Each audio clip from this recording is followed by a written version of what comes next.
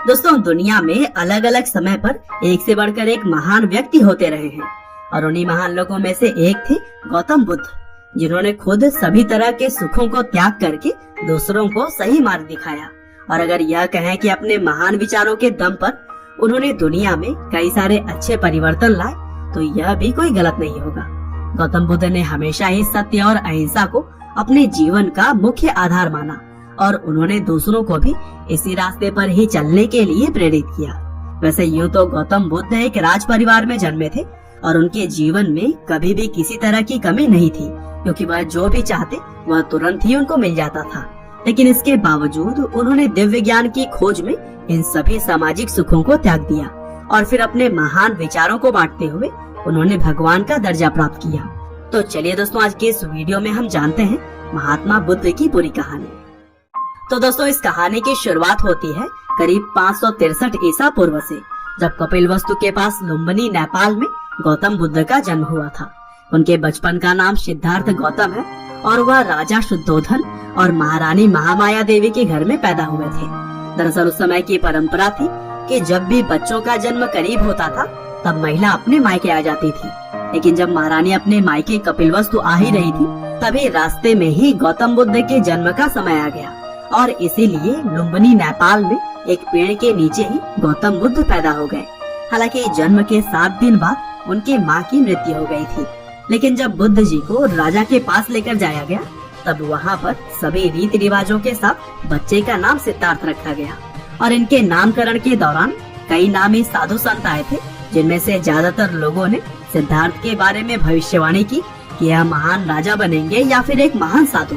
और फिर माँ की मृत्यु के बाद से सिद्धार्थ का पालन पोषण उनकी मौसी महाप्रजापति गौतम ने की। और दोस्तों, सिद्धार्थ के पिता उनको बचपन से ही एक महान राजा बनाना चाहते थे और इसीलिए उन्होंने सिद्धार्थ को धार्मिक ज्ञान से बचपन में दूरी रखा। लेकिन सिद्धार्थ बचपन से ही काफी दयालु थे और वह किसी को भी दुख नहीं पहुंचाना चाहते थे। यहाँ तक कि वह खेलते समय जानबूझकर खुद ही हार जाया करते थे। और दोस्तों, जब उनके चचेरे भाई देवदत्त ने एक हंस को अपने बाण से घायल किया था, तब उस हंस की रक्षा भी सिद्धार्थ ने की थी। और शायद यह कहानी आप लोगों में से ज्यादातर लोगों ने तो जरूर ही सुनी होगी। और यही सभी बातें ही तो थी जो कि सिद्धार्थ को बाकी लोगों से अलग बनाती थी।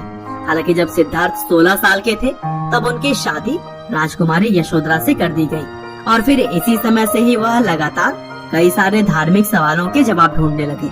और फिर अपने युवावस्था में जब वह बाहर निकलकर जनता के बीच गए, तब अपनी इस यात्रा में उन्होंने बीमारी, बुढ़ापा और सांसारिक दुखों की तरह ही बहुत सारी ऐसी बातें जानी जिसके बारे में उन्हें पहले कभी भी पता नहीं था। और फिर अपने पिता के विरुद्ध उन्होंने एक रात महल छोड़ने का फैसला ले लिया और फिर बाहर आकर उन्होंने निश्चय किया कि वह दिव्य ज्ञान की प्राप्ति करेंगे।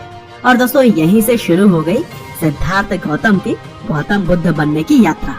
वह महल से निकलकर सबसे पहले अनोमिया नदी के तट पर पहुँचे, जहाँ उन्होंने अपने पहले बाल कटाए और फिर साधु के कपड़ों में आ गए। और फिर इसके बाद वह राजा गांव पहुँचे, जहाँ पर भिक्षा मांगने लगे। हालांकि भिक्षा मांगने के दौरान ही उस वक्त मगध के राजा बिम्बिसार के लोगों ने सिद्धार्थ को पहचान लिया और फिर राजा के दरबार में जब उन्हें लाया गया, तब बिम्बिसार ने सिद्धार्थ को रहने के लिए अपने राज्य का कुछ हिस्सा देने की बात कही। हालांकि गौतम बुद्ध इस सामाजिक लालच में कहाँ आने वाले थे, उन्होंने बिम्बिसार से सहायता न लेने की बात कह दी।